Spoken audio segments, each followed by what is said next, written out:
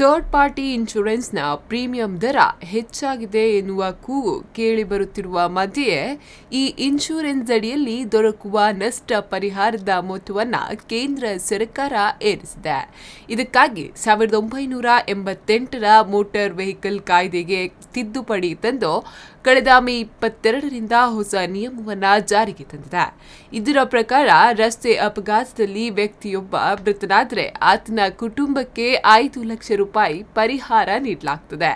ಅಂಗವೈಕಲ್ಯವಾದರೆ ನೀಡುವ ಪರಿಹಾರವು ಹೆಚ್ಚಳವಾಗಿದೆ.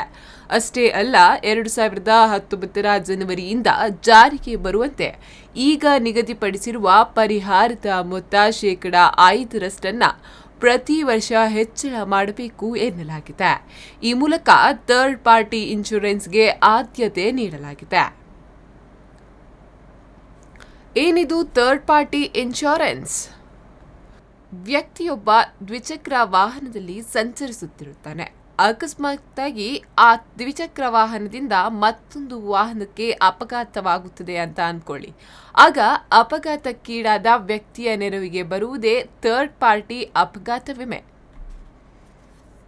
ಮೋಟಾರು ವಾಹನ ಕಾಯ್ದೆಯಡಿಯಲ್ಲಿ ಯಾವುದೇ ವಾಹನ ರಸ್ತೆಗಿಳಿಯಬೇಕಾದ್ರೆ ಥರ್ಡ್ ಪಾರ್ಟಿ ವಿಮೆ ಕಡ್ಡಾಯ.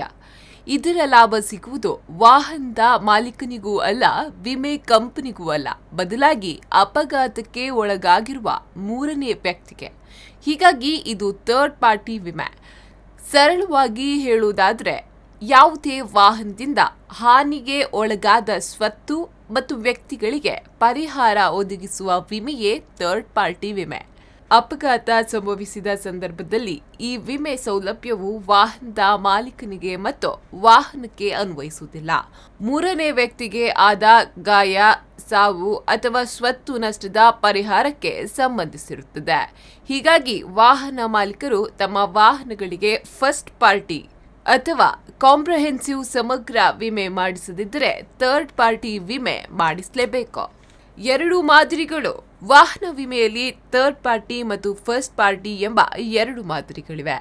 ಥರ್ಡ್ ಪಾರ್ಟಿ ಇನ್ಶೂರೆನ್ಸ್ನಲ್ಲಿ ನೀವು ಅಪಘಾತ ಮಾಡಿದ ವ್ಯಕ್ತಿ ಮತ್ತು ವಾಹನಕ್ಕಷ್ಟೇ ಇನ್ಶೂರೆನ್ಸ್ ಕವರೇಜ್ ಇರುತ್ತದೆ.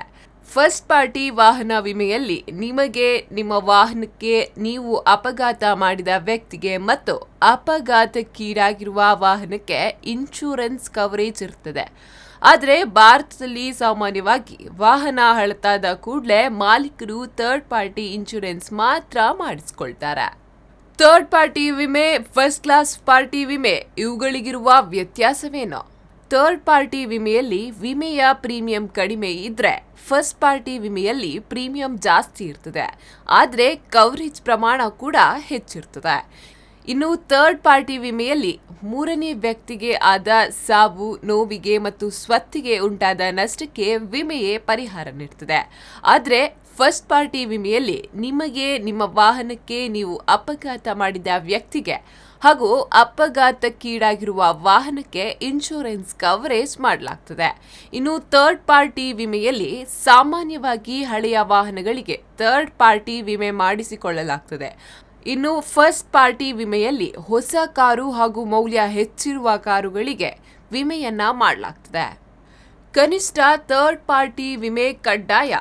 ಸುರಕ್ಷತೆಯ ದೃಷ್ಟಿಯಿಂದ ಎಲ್ಲ ವಾಹನಗಳಿಗೂ ಫಸ್ಟ್ ಪಾರ್ಟಿ ವಿಮೆ ಇದ್ರೆ ಒಳ್ಳೆಯದು. ಆದರೆ ಹಲವು ಕಾರಣಗಳಿಂದ IRDAI ಅಂದ್ರೆ ವಿಮೆ ನಿಯಂತ್ರಣ ಮತ್ತು ಅಭಿವೃದ್ಧಿ ಪ್ರಾಧಿಕಾರ ಥರ್ಡ್ ಪಾರ್ಟಿ ವಿಮೆ ಮಾಡಿಸಿಕೊಳ್ಳಲು ಅವಕಾಶ ನೀಡಿದೆ. ಯಾವುದೇ ವಾಹನ ರಸ್ತೆಗಿಳಿಯಬೇಕಾದ್ರೆ ಕನಿಷ್ಠ ಥರ್ಡ್ ಪಾರ್ಟಿ ವಿಮೆ ಹೊಂದಿರಲೇಬೇಕು. ರಸ್ತೆ ಸಾರಿಗೆ ಸಚಿವಾಲಯದ ಅಂಕಿಅಂಶಗಳ ಪ್ರಕಾರ ಭಾರತದಲ್ಲಿ ಪ್ರತಿ ವರ್ಷ 5 ಲಕ್ಷ ಅಪಘಾತಗಳು ಸಂಭವಿಸುತ್ತಿದ್ದು 1.5 ಲಕ್ಷ ಜನ ಸಾವಿಗೀಡಾಗ್ತಿದ್ದಾರೆ. ಪ್ರತಿ ವರ್ಷ 3 ಲಕ್ಷ ಥರ್ಡ್ ಪಾರ್ಟಿ ವಿಮೆ ಪ್ರಕರಣಗಳು ನ್ಯಾಯಾಲಯದಲ್ಲಿ ದಾಖಲಾಗ್ತಿವೆ. ಪ್ರತಿ ವರ್ಷ ವಾಹನಗಳ ಥರ್ಡ್ ಪಾರ್ಟಿ ವಿಮೆ ದರವನ್ನು IRDAI ಪರಿಷ್ಕರಿಸುತ್ತದೆ. ವಿಮೆ ಸಂಸ್ಥೆಗಳ ಮೇಲೆ ಬೀಳುವ ಹಣಕಾಸು ಹೊರೆ ಮತ್ತು ವಿಮಾ ಪರಿಹಾರ ಪ್ರಕರಣಗಳ ಅನುಪಾತದ ಆಧಾರದ ಮೇಲೆ ದರ ಪರಿಷ್ಕರಣೆ ಮಾಡಲಾಗ್ತಿದೆ. ವಿಮೆ ಕ್ಲೇಮ್ ಮಾಡುವುದು ಹೇಗೆ? ಥರ್ಡ್ ಪಾರ್ಟಿ ವಿಮೆ ಕ್ಲೇಮ್ನಲ್ಲಿ ನಿಮ್ಮ ವಾಹನದಿಂದ ಮತ್ತೊಬ್ಬರಿಗೆ ಅಪಘಾತವಾಗಿದ್ದ ಪಕ್ಷದಲ್ಲಿ ಕೂಡಲೇ ಆ ಮಾಹಿತಿಯನ್ನ ಪೊಲೀಸರಿಗೆ ಮತ್ತು ಇನ್ಶೂರೆನ್ಸ್ ಕಂಪನಿಯವರಿಗೆ ತಿಳಿಸಬೇಕು. ಒಂದೊಮ್ಮೆ ಬೇರೊಬ್ಬರ ವಾಹನದಿಂದ ನಿಮಗೆ ತೊಂದರೆಯಾಗಿದ್ದ ಪಕ್ಷದಲ್ಲಿ ಆ ವಾಹನದ ನೋಂದಣಿ ಸಂಖ್ಯೆ ಮತ್ತು ಇನ್ಶೂರೆನ್ಸ್ ಮಾಹಿತಿ ಪಡೆದು ಪೊಲೀಸರಿಗೆ ಮತ್ತು ಸಂಬಂಧಪಟ್ಟ ಇನ್ಶೂರೆನ್ಸ್ ಕಂಪನಿಯವರಿಗೆ ಮಾಹಿತಿಯನ್ನ ಒದಗಿಸಬೇಕು.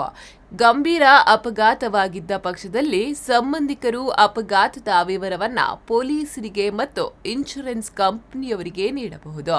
ನೀವು ವಾಹನಕ್ಕೆ ಪಾರ್ಟಿ ವಿಮೆ ಮಾಡಿಸಿದ್ದು ನಿಮ್ಮ ವಾಹನ ಅಪಘಾತಕ್ಕೀಡಾಗಿದ್ದಲ್ಲಿ ಕೂಡಲೇ ಪೊಲೀಸರ ಮತ್ತು ವಿಮಾ ಕಂಪನಿಯವರಿಗೆ ಮಾಹಿತಿಯನ್ನ ನೀಡಬೇಕು. ತಕ್ಷಣವೇ ಪೊಲೀಸರು ಹಾಗೂ ವಿಮಾ ಕಂಪನಿಯವರು ಅಪಘಾತ ಸ್ಥಳಕ್ಕೆ ಬಂದು ಆಗಿರುವ ನಷ್ಟದ ಪ್ರಮಾಣವನ್ನ ಅಂದಾಜು ಮಾಡ್ತಾರೆ. ವಿಮಾ ಕಂಪನಿಯವರು ಸ್ಥಳಕ್ಕೆ ಬಂದು ಸ್ಥಿತಿಗತಿ ಪರಿಶೀಲಿಸುವವರೆಗೆ ಅಪಘಾತವಾದ ಸ್ಥಳದಿಂದ ವಾಹನವನ್ನ ತೆಗೆಯಬಾರದು. ವಿಮಾ ಕಂಪನಿಯವರು ಅನುಮತಿ ನೀಡಿದ ಬಳಿಕವಷ್ಟೇ ವಾಹನವನ್ನ ರಿಪೇರಿಗಾಗಿ ವರ್ಕ್ಶಾಪ್ಗೆ ಕಳಿಸಬಹುದು.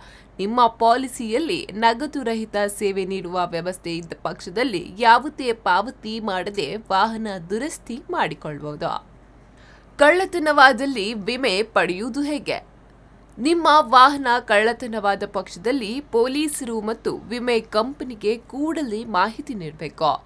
ಇದರ ಜೊತೆಗೆ ಸಾರಿಗೆ ಇಲಾಖೆಗೂ ಮಾಹಿತಿ ಒದಗಿಸಬೇಕು.